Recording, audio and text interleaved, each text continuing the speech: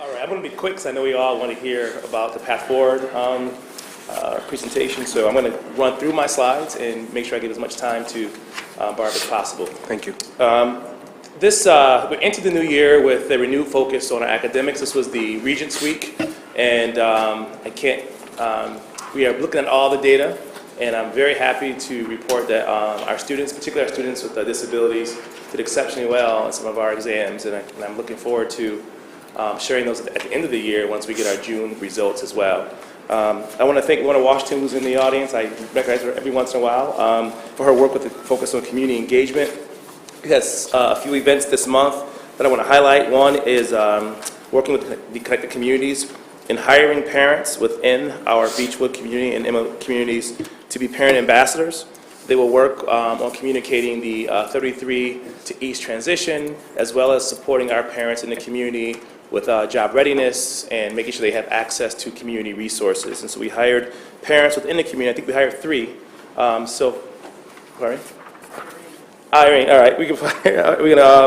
We hired some of the folks in recruitment, information sharing, and increased parent awareness and engagement. We also had a 9-week program in partnering with Ibero to support our Spanish dominant fathers and getting them to parents and getting them to be more engaged in school and figuring out how we can engage them more deeply and purposefully. I'm excited on the 20th for U of R King for a day volunteer event. We have community action fair that will be held at our school. Our food pantry is taking off. We're partnering with some local churches in the U of R to fill that. And I'll tell you that when we started the pantry, I wasn't certain what the need would be. It's literally empty almost every 2 weeks. And it's kids coming down at the end of the school day, getting feminine products and hygiene and food. And so I thank those local community agencies and churches for adopting our food pantry and working with Food Link at our food pantry to provide support for our students. Also on February 15th and 16th, we're going to have our play this year, Almost Maine. And we aggressively recruited students from Nepal and Somalia and Puerto Rico and some of our international students to be part of this performance. And so you'll see an eclectic group of individuals there. Finally, the state released our community schools grant, and I know folks like Michelle and others are working hard on that. And so we thank the district and the grants department and the New York State Education Department for finally releasing those funds.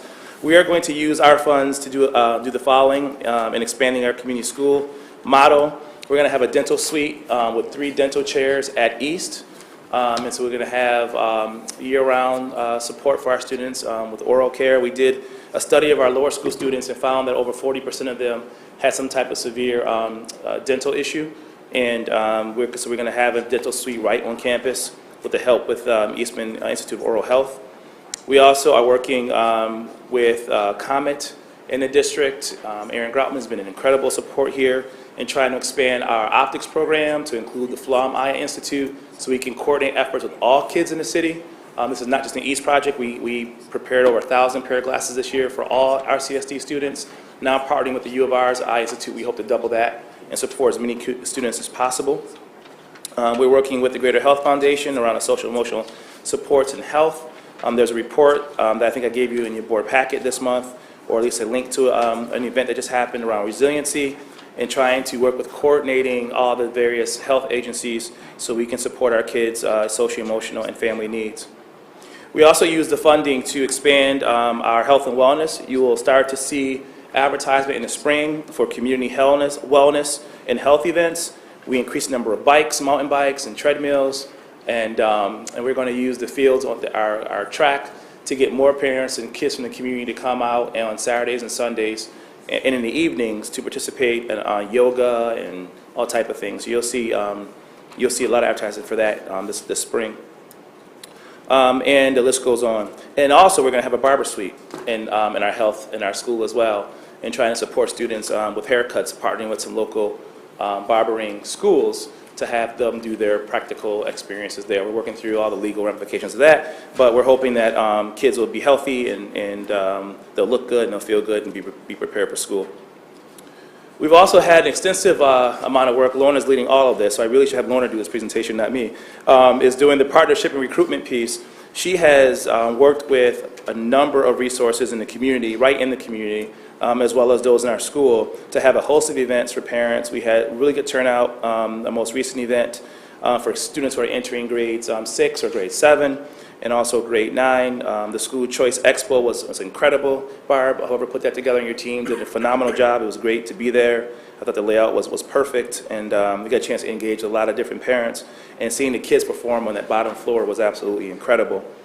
And we also are we expanded our 6th grade basketball team to include 5th graders, mostly from 33, but also from the community, so they have an opportunity to play ball at East and with other schools. Our philanthropy efforts continue. We found another generous donor to pay for our 8th grade trip this year, another one that will send all of our kids to 8th grade to Washington, D.C. But we're also expanding the number of junior chaperones. Those are our juniors and seniors in our Teacher Leader Institute, or TLI, courses. They have to research D.C., research the routes, and then they'll serve as chaperones with the adults in D.C.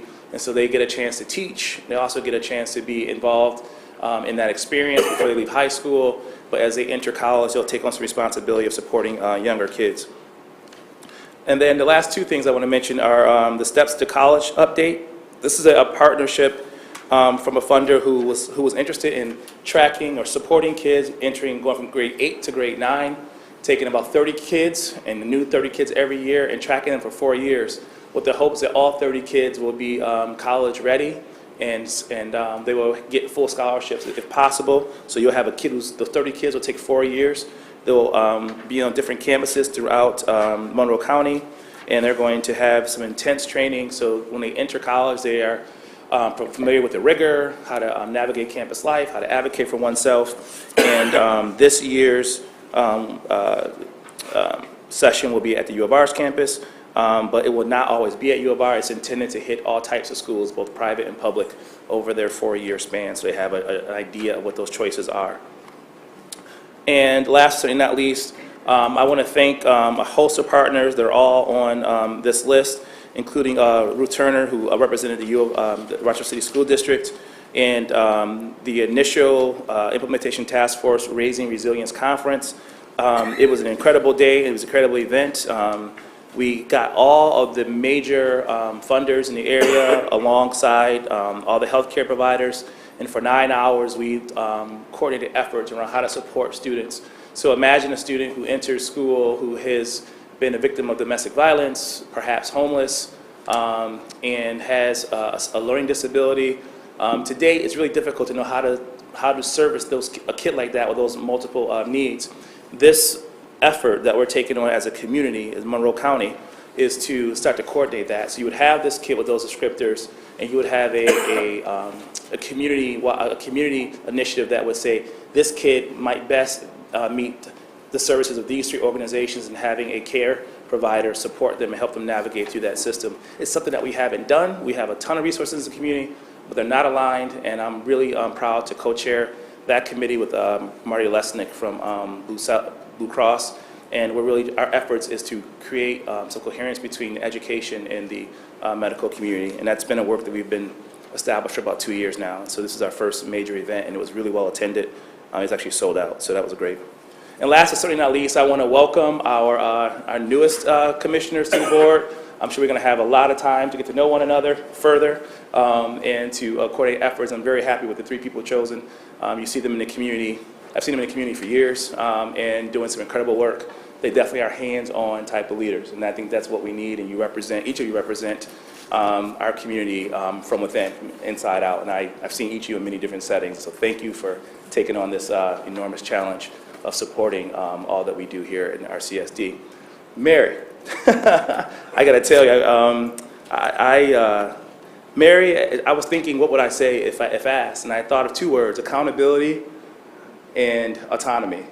And I think those are things that the commissioners have provided us. Give us as much autonomy as we need to be creative in supporting our youth, but you hold us highly accountable, at least me, highly accountable for making sure that we deliver. And I have always appreciated your thoughtful questions, your very deep analysis. I think we all heard that many times, but I mean, it's not a criticism. you ask questions to get clarity, and there's a big difference there between criticism and asking for clarity. And so I always feel smarter when I'm seeking the answer to the questions that you ask, because it forces you to think about the system as a whole. So I'm going to miss that. I'm certain you're going to still be asking questions, and I'll keep providing answers. But I really do appreciate everything that you've done, and you've been a huge advocate for all kids, not just your own. And I look forward to many days at Clisha Street watching you around there and all throughout the community. So thank you, Mary, for all your help and your hurt.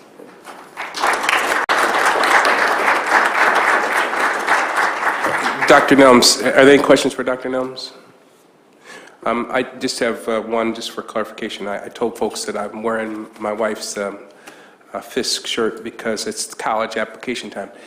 FAFSA, is the deadline in June of 2018 to be eligible for aid for 2018-2019? Is that how it works? I don't know exactly. I know FAFSA was. I know that financial aid was pushed back actually this year for parents. You could start to file in the fall. But I think, who else may have an answer to that? But I just want, for those parents listening, I just want them to have information. It's not too late, because FAFSA is the form that you fill out to get federal aid or aid for your child to go to school. I always, how I remember for my own child is Valentine's Day.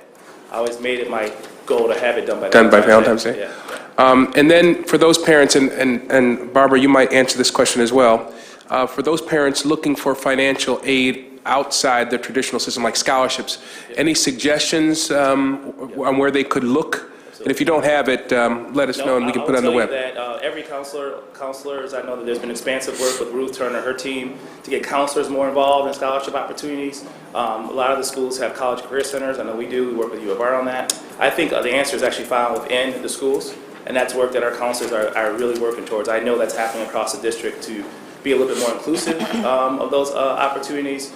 And I would start there, but Barry, you may have a different answer to that. Okay. You know, because regularly what us parents hear or what people hear is there are a lot of these grants and scholarships that aren't applied for. Nobody applies for them, particularly in communities of color.